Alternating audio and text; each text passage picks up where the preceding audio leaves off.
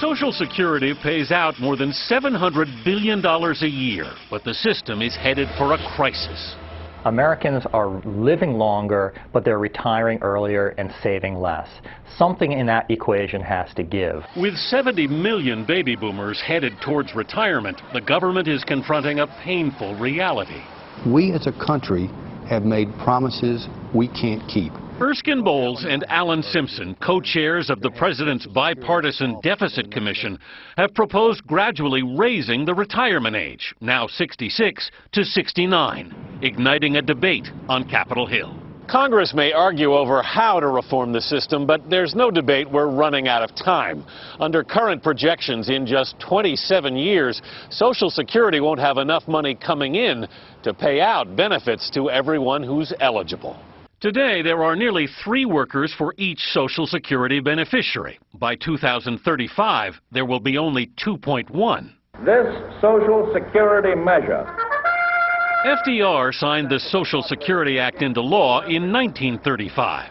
What he wanted to do was to establish a principle that somehow, if people had worked all their lives, we, the Americans, owed them security. Historian Doris Kearns Goodwin says another intention was to get older workers to retire so younger workers could get jobs. It's ironic that today we're in the opposite direction in wanting the older people to work longer so that we can afford to keep paying them. Social Security was originally designed as insurance against poverty for people in old age. Today, Social Security is paying more and more benefits to people who are essentially middle-aged and middle or high income. In 1950, the typical retiree didn't claim Social Security until age 68.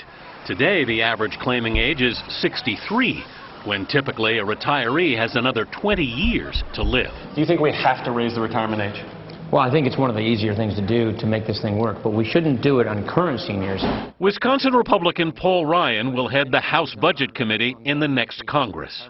After the retirement age reaches 67, what I would propose is to have the retirement age pegged to longevity.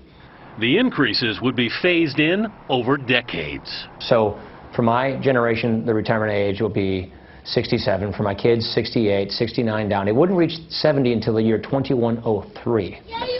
Nearly a century from now, the workers who'd have to worry about that have not even been born yet.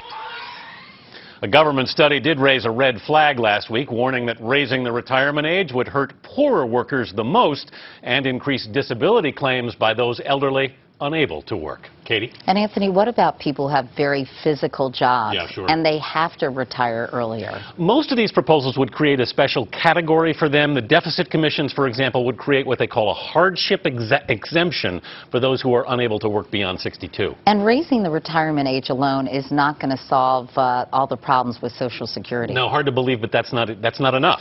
All these proposals essentially call for more sacrifices, which likely mean a reduction in benefits for the wealthy as well as higher payroll taxes for the wealthy, too. All right. Anthony Mason. Thanks so much, Anthony.